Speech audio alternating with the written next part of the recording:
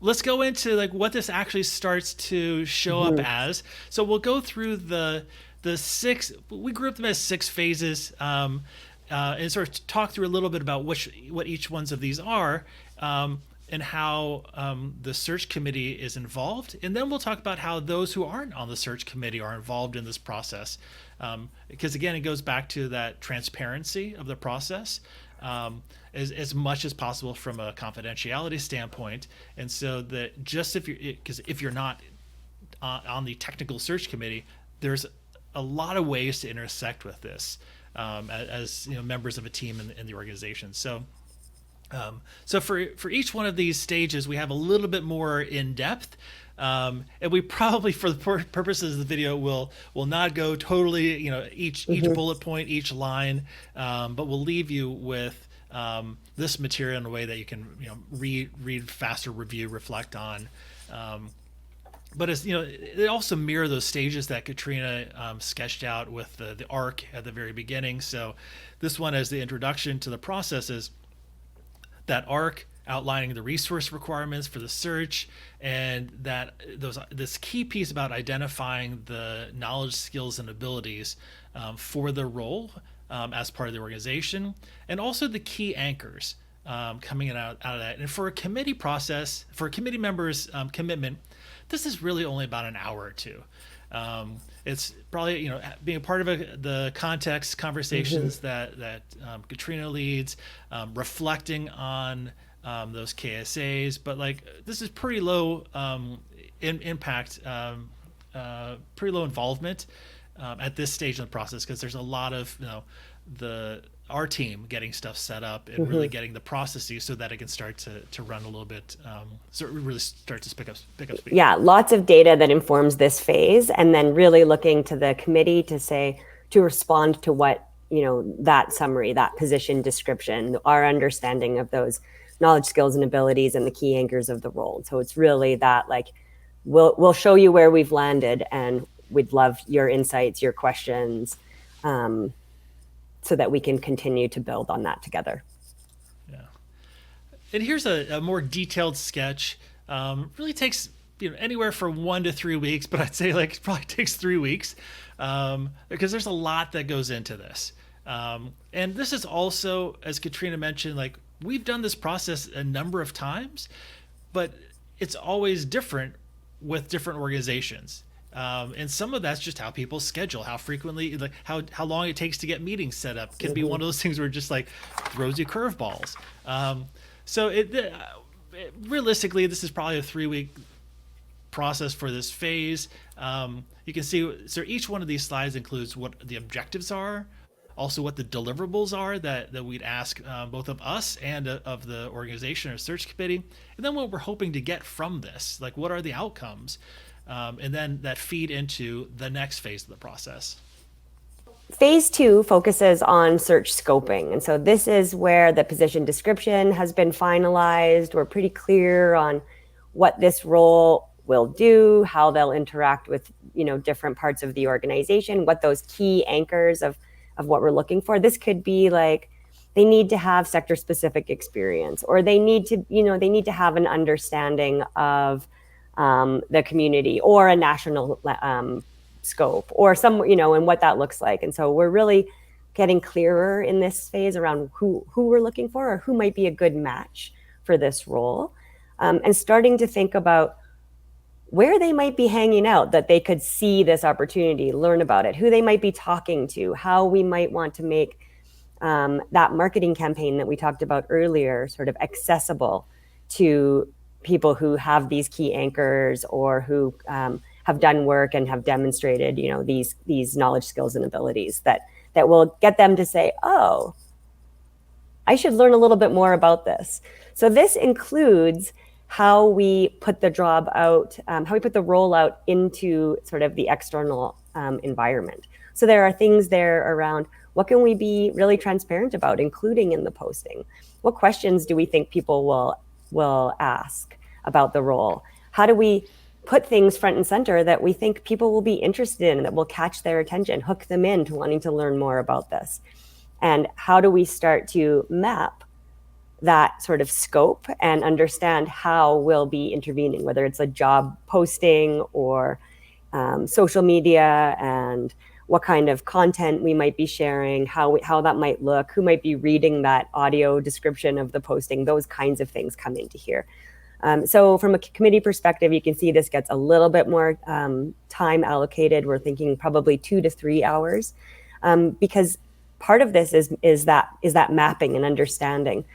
Do people on the search committee have scopes of influence in some of the spaces that the people we might be able to find people? How do we look at our networks, the organization's networks, anybody else's who's nearby or connected or adjacent to the organization or the opportunity? And so that takes a little bit of time and a little filling out, and then to actually figure out, whether there is some content, like some little videos or vignettes that are included, whether there are some quotes and images that get included in this process, and sort of putting that stuff together. So there's a little bit more deliberation there. And this is probably 2 to 3 weeks, tacked onto the process. So everything is probably about 6 weeks before you get, on average, before you get to actually sourcing. And that piece that Katrina mentioned, along deliverables, it's bullet point 4 and 5 here. Or create the search marketing collateral. So the videos, all the vignettes, the quote slides, all the different pieces that you're going to pull together and use as an organization to market this, to get it to the different networks and allow it to marinate enough in those networks to get to the people in those networks who are interested in it. Because this key is, when we get to sourcing, it's not just that it got to the network, but that it spent enough time in that network that people thought, oh, that might be me, and then I have to schedule the time to submit my interest in the role, and sometimes that could take a week before people can queue that up, if not longer. And so this is really the piece where thinking about that, the getting ready to do the sourcing. What does everyone need to have in order to do it successfully?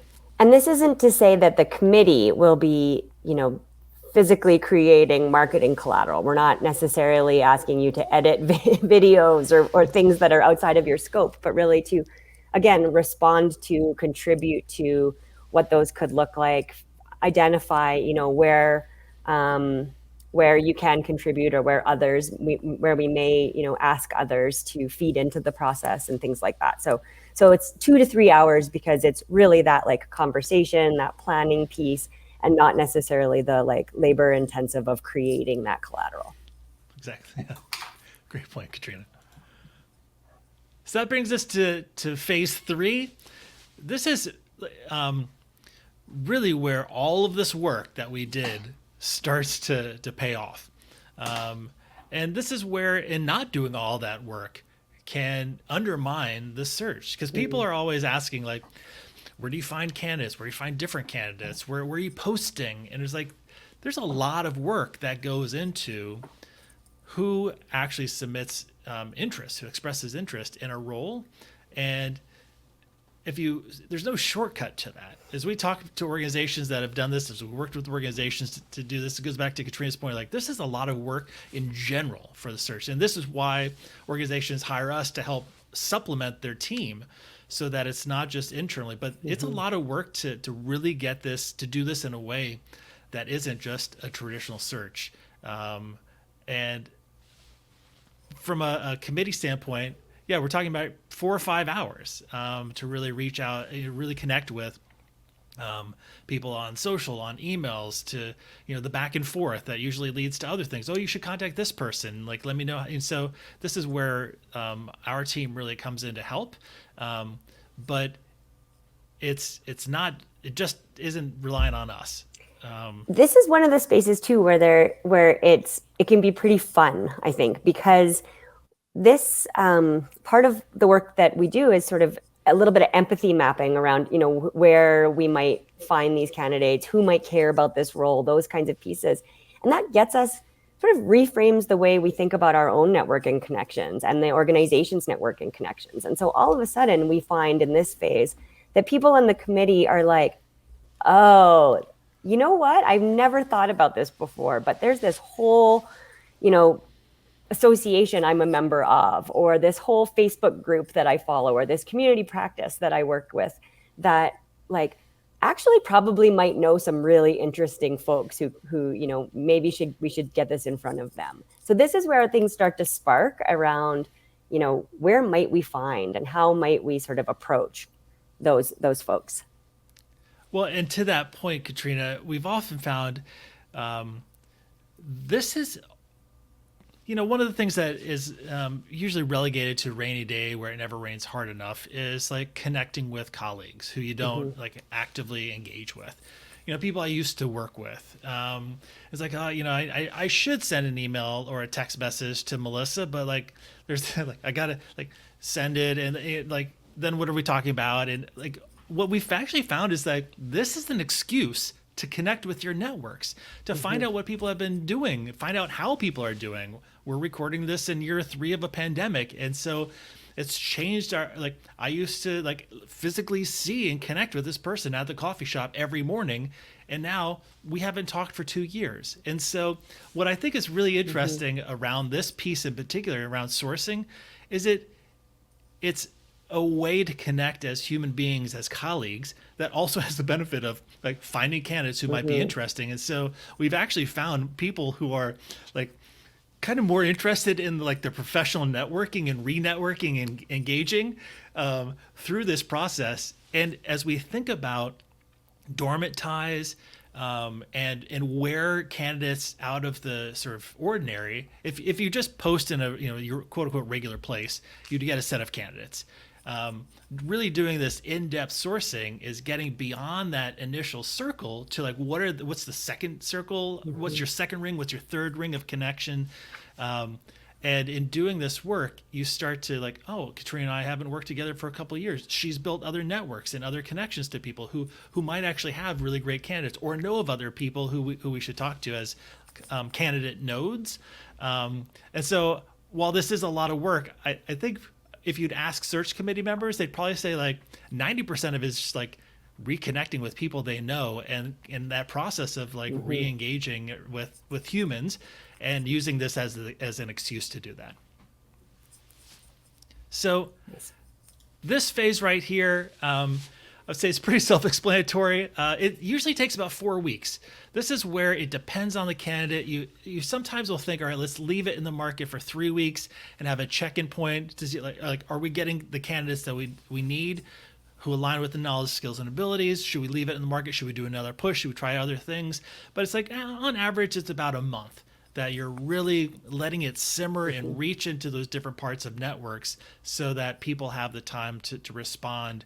And it also includes us helping create these sourcing kits or resources that make it easier for people to share. So it's like here's the message you can share on LinkedIn. It isn't go think of a message, then go to LinkedIn and connect. So like as ready made as possible to just copy and paste into the various networks that you use, or if it's on the social media or whatever, here's an image slide that you can use. So make it as easy as possible for anyone on the team to do that, so that it doesn't have a big hurdle to be like, one Mm-hmm. day I will get enough time to write this message, and then another day I'll get enough time to send it to 200 people. So that's really where phase 3 comes in. Phase 4, this is what we were sort of talking about, was really where a lot of the fun lives. And fun also is like where the time commitment is. Mm-hmm. Going back, the interview stage is where we go. I mentioned earlier where like every member of the committee, unless there's extenuating circumstances, there sometimes are where like I can't get out of this meeting or I have a family emergency. Every member of the committee is involved in every stage of the interview process. And so this is why you see 20 to 30 hours, depending on the number of candidates. And while 45 to 60 minutes is kind of the typical, as you get farther along in the process, sometimes you're like, we need 90 minutes or we need 2 hours Mm-hmm. because we have a different project, or we need to like queue this up in a different way. And so really think about like 20 hours, 30 hours over the course of maybe 3 to 4 weeks is really what we're looking at here. And this goes into like the question and scenario creation, this creation of a candidate rating rubric. So again, how do we evaluate one candidate against the criteria of the role, not one candidate against another candidate. Mm-hmm. And so this is where the fun really is happening. The fun and the work, but the work is fun. Mm-hmm. It's a place where, like, 20 to 30 hours sounds like a lot, and also it's like the people that you get to meet and the way you get to imagine team design really comes into play here, right? Like you start to see different strengths that different people bring to the table, and you start to have these like really juicy conversations around, because no two candidates will be identical. And so what you're really looking at are those knowledge, skills, and abilities and the key anchors, and how those are weighted in different individuals, and how those kind of factor into sort of overall team design and the organization's needs, and what that asks of the organization, or what that asks of the individuals, the candidates, and how those things come together. And so this is a really this is where rubric is super useful, because full on, we don't do overcomplicated rubrics. We are looking to have as simple a rubric as we can for each interview, and then the focus becomes on whether we need to adapt or iterate our plan for the next interview based on what we learned in the first interview. And so we're really looking at the dynamics between interviews and the quality of the responses we're getting, and how what we're learning is contributing to our ability to imagine the role in the organization. And to that point, Katrina, around the quality of responses, this is fun not just because of the work that you get to do in creating the interview and engaging in the interview.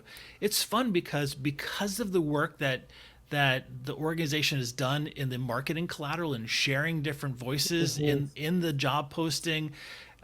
Candidates come at a level of knowledge about the organization, the role, the challenges, the opportunities that usually don't exist in any other search. So you start interview one in a place that many candidates don't even get to by the time they end a typical process.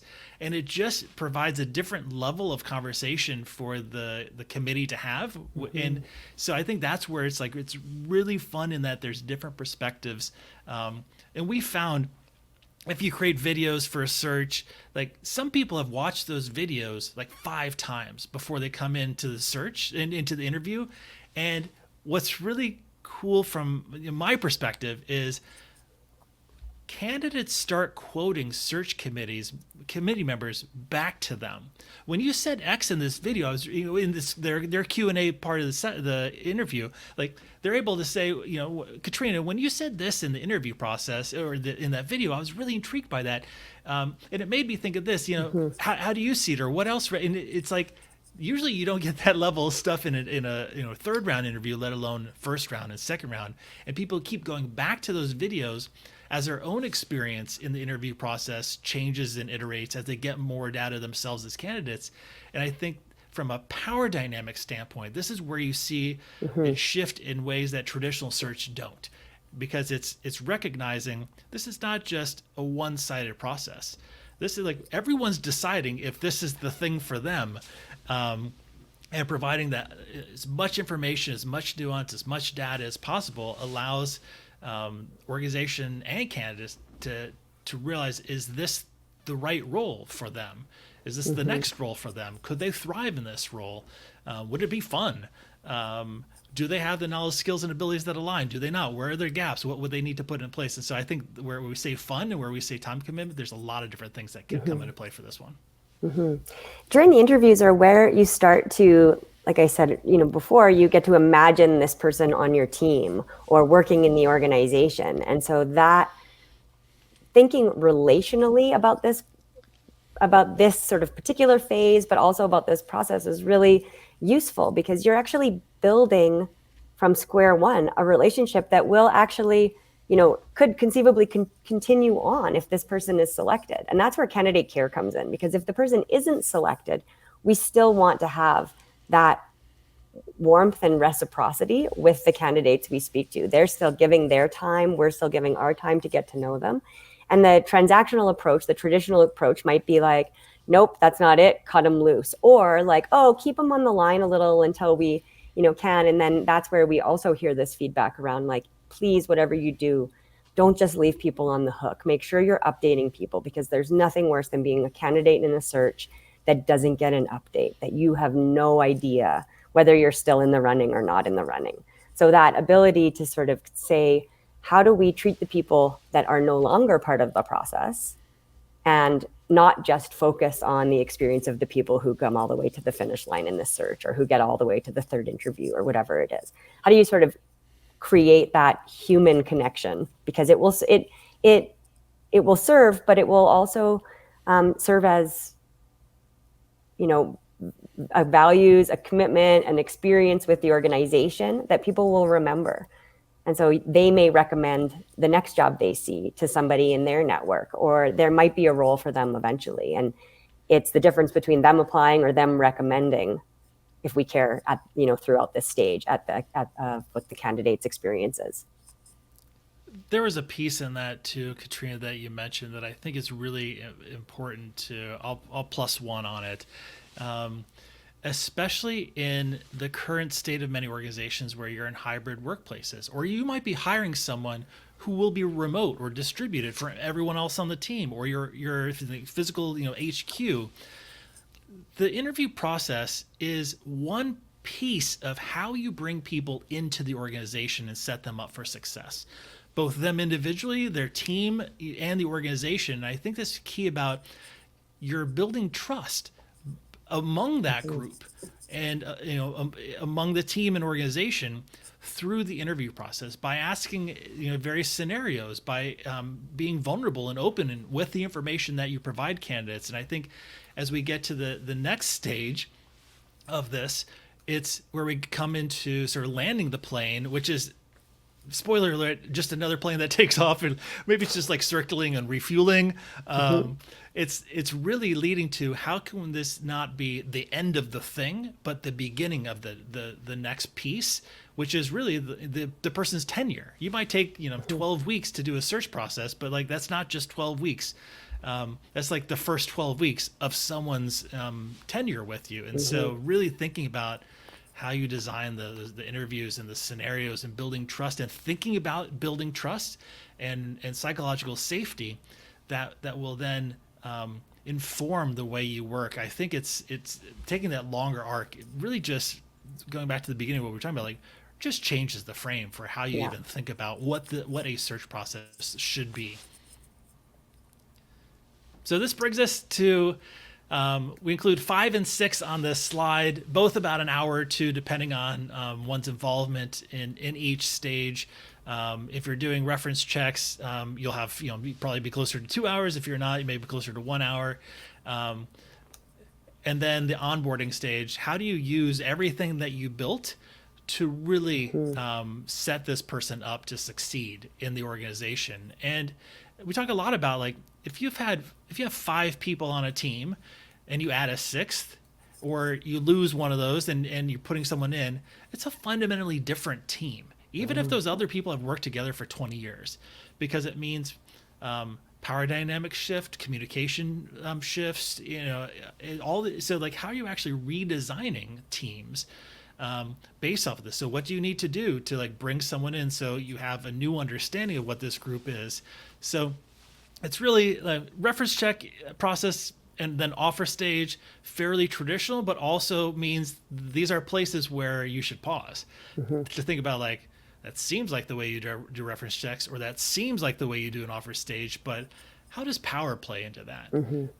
How might we reimagine that in a more equitable way, or an inclusive way, or a more just way, or in a just way? And so I think that's why 5 is a really interesting stage of the process for me, because it seems at this point, to your earlier point, Katrina, like, the pace is picking up. We have a candidate or two that we want to hire.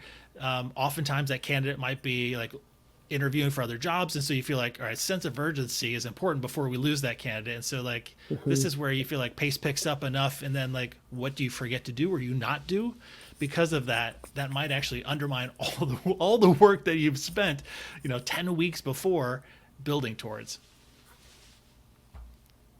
Yeah, I love thinking about how everything we learn in the hiring process contributes to the new team members' experience of the organization. And so when you think about the onboarding, adding on the onboarding time, you're like, what relationships have already been formed? How does the hiring committee support the welcome of the new individual? What does the organization need to help the new team be successful, right? This new fit configuration of team be successful. What does the individual need to help them be successful in terms of what supports or training or whatever it is, that introductions that are needed in that onboarding? And how do you create some links between things you understand from the interview process into they're actually on the ground in the organization, and we have indicators that suggest we should actually make sure we're intentional about having this conversation really early, or about having them meet these folks, but maybe not until a little bit later because we don't want to overwhelm in the first 2 months, and there are some clear priorities, whatever that looks like. So really kind of taking this and having that beginning or that refueling to go into the organization, I think is a really interesting way that hiring, you can see the interconnection of hiring with other processes in the organization. I think an important piece here to not forget is the very last item on this list. You've gone through a really rigorous process as a team, as an organization, and you're eventually bringing someone into the organization. And I think this piece around celebrating the process, it's not going to have gone perfectly. There's going to be some curveballs. There's going to be some like, well, we shouldn't do that again. There's going to be learning that comes of it. But to take a moment that we so often fail to do at the end of something, to be like, we did that. We did something different. We lived through it. We like, there's uncertainty, there was stress, there was discomfort, and we did something that maybe didn't exist before. And while you're thinking about like, and now to what end, where to from here, just take a moment as maybe just the search committee. It doesn't need to be the full organization, to just reflect on celebrating that moment. Mm-hmm. And I think that's so rare. It kind of feels like something we probably shouldn't have to say, but because of just the nature, like oftentimes organizations move from one thing to the next thing to the next thing. It's so important to take a moment with just the team and to celebrate that moment.